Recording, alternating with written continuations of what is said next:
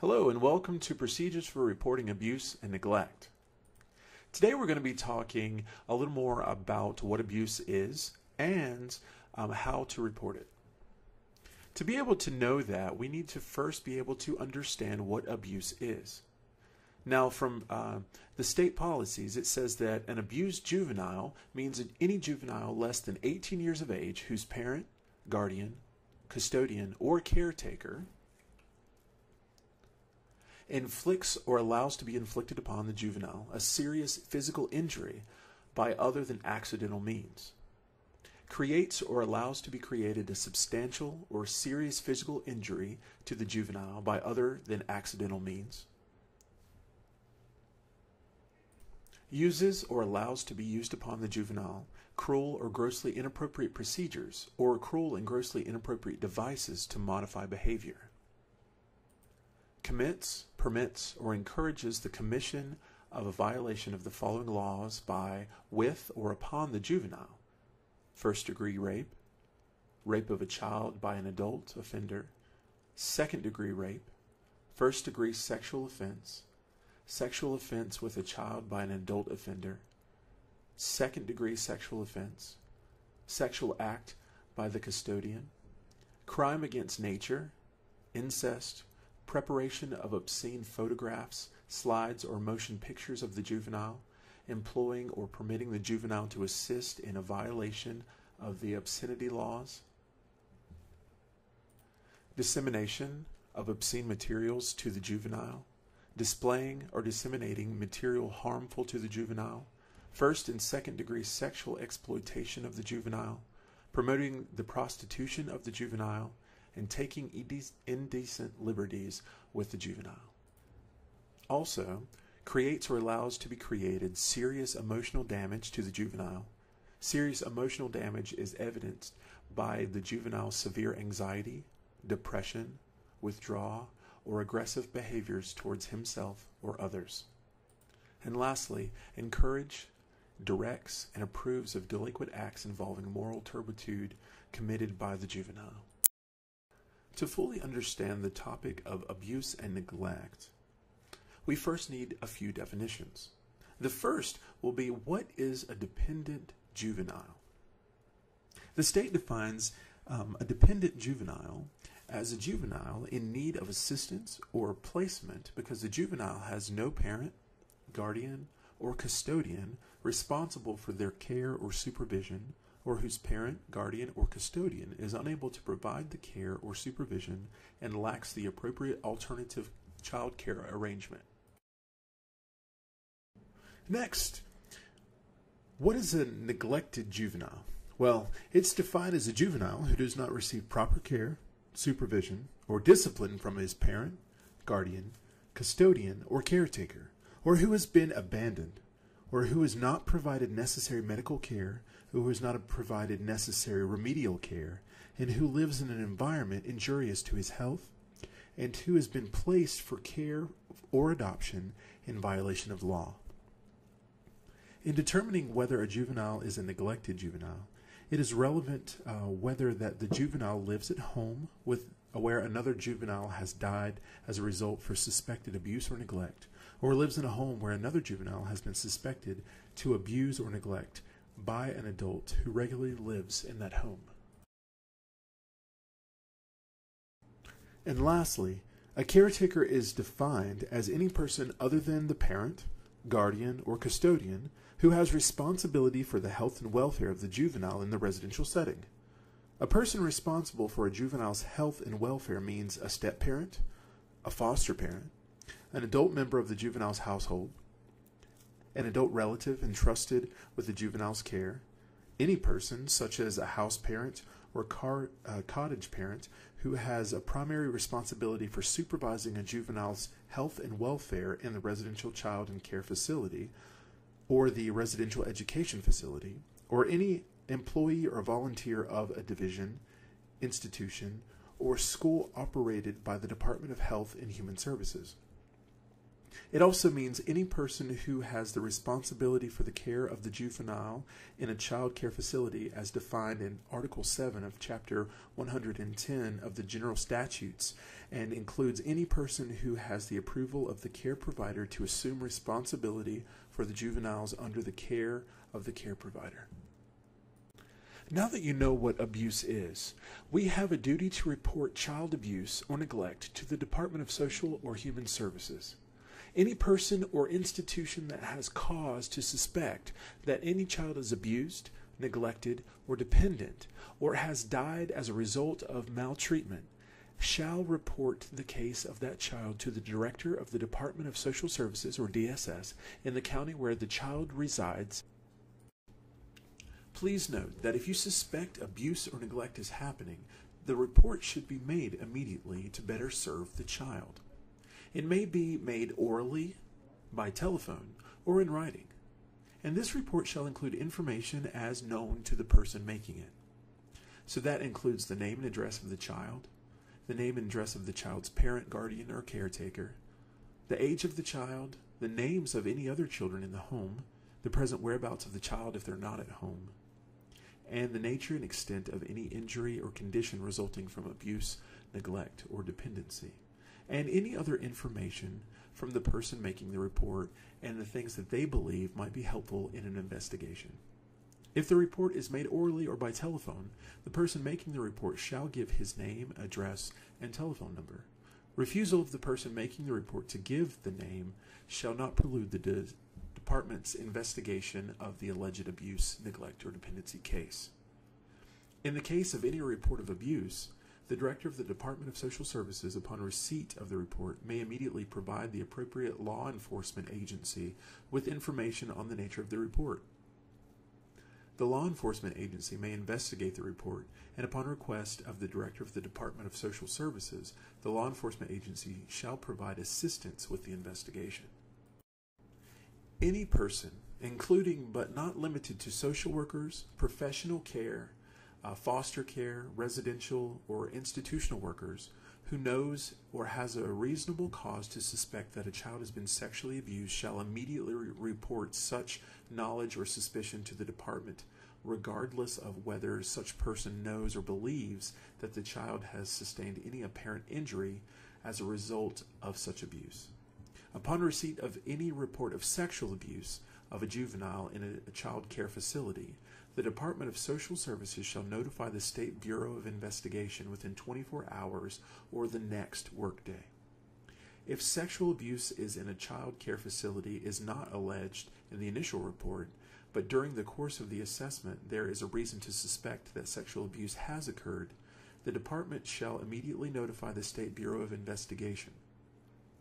Upon notification that sexual abuse may have occurred in the child care facility, the State Bureau of Investigation may form a task force to investigate the report.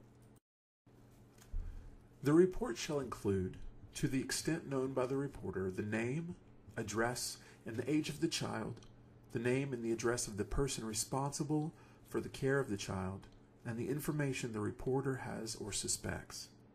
The report may include any other pertinent information. It is important that a detailed procedure may be followed regarding actual or alleged abuse or neglect clients. The following statements provide an outline to the following in all cases when a staff member may have actually struck or abused a client, a staff member is accused of having struck or abused a client, a staff member has had or is accused of having sexual contact with a client, and lastly, a staff member receives a report of abuse or neglect by another staff member from another client and other staff member or non-staff person. Some additional considerations to think about. First is that grandfather homes policies do not precede or override the state policies. They're designed to help clarify what grandfather home does as a company.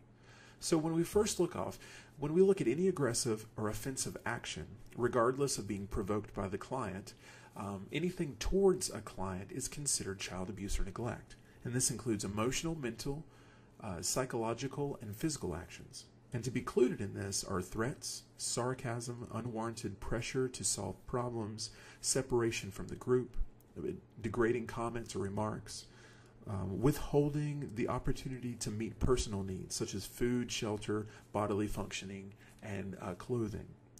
Included in physical abuse are hitting, shoving, kicking, and etc. The threat of such action or directing or allowing possible criminal investigation. For the purpose of reporting possible abuse and neglect, the Department of Social Services, Grandfather Home, and its staff shall make no effort to determine the truth or accuracy of any related allegation. All incidents relevant to the reporting requirement shall be immediately reported to DSS.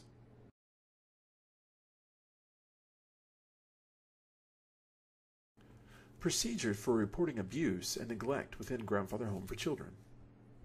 Any physical holding which may be necessary to protect a client at Grandfather Home from harming himself or herself or any other person must be applied with the least amount of force possible. Staff members are not to be aggressive in the manner of applying whichever physical force may be deemed necessary in a given circumstance. If a staff person strikes or injures a client, or if a staff member commits or is accused of committing an act which might be considered abuse or neglect, that staff member must make an immediate report of the incident to his or her supervisor. As soon as possible, before the next day following the incident, a written report of the incident must be completed, including the description of the events leading up to the alleged or actual abuse, the person involved in the episode itself, the person witnessing it, and follow-up action which has taken, and in description of the event in much detail as possible, including words used and attitudes observed. For the Residential Treatment Center, the Managing Director of the Residential and Educational Service will inform the Executive Director of Operations and Administrative Services or Chief Executive Officer of any serious situation involving outside agencies. It will be determined which of these parties will report the incident to the placing agency and the local Department of Social Service, along with companies of written statements and reports made by its staff member. This is to be reported to the local Department of Social Services within 24 hours.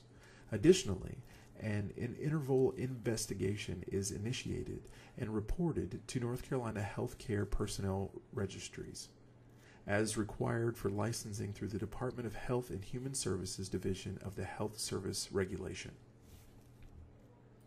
For foster care services, the Regional Director is responsible for reporting the incident to the Managing Director of Foster Care Services. The Managing Director of Foster Care Services will inform the Executive Director of Operations and Administrative Service or the Chief Executive Officer of any serious situation involving an outside agency. It will be determined which of these parties will report the incident to the placing agency and to the local Department of Social Services. Along with copies of written statements and reports made by the staff member, this is to be reported to the local Department of Social Services within 24 hours. Additionally, an internal investigation is initiated and reported to North Carolina Healthcare Personnel Registries and is required for licensure through the Department of Health Services and Human Services Division of the Health Service Regulation.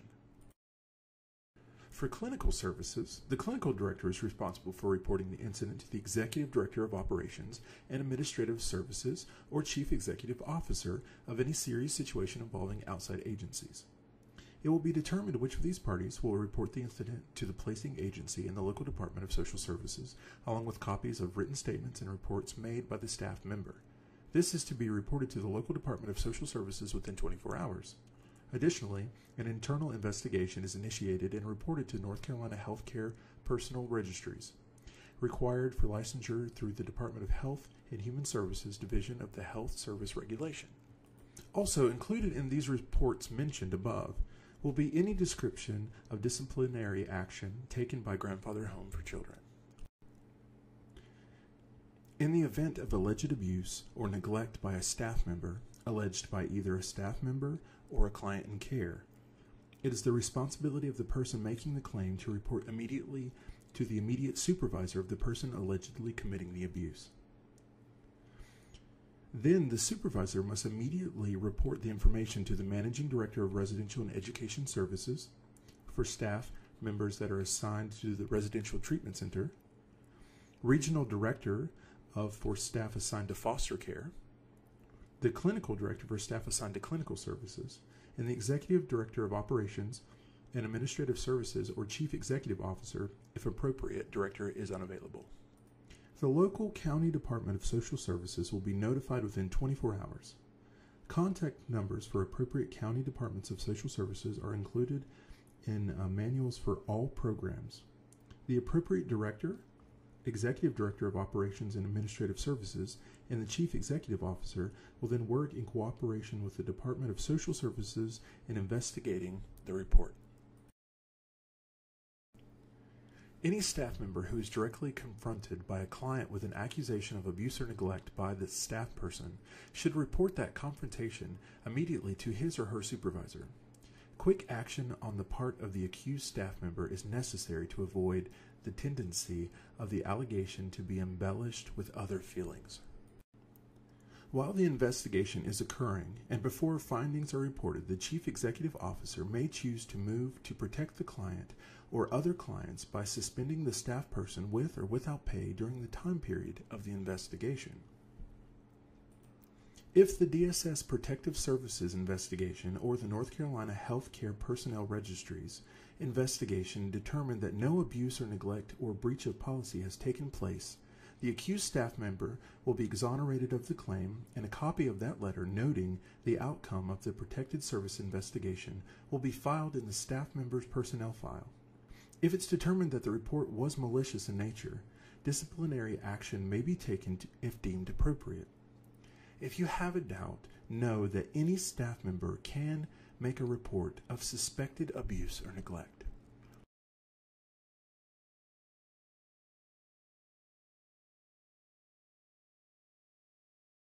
Thank you very much for listening to this presentation, and I hope you have a wonderful day.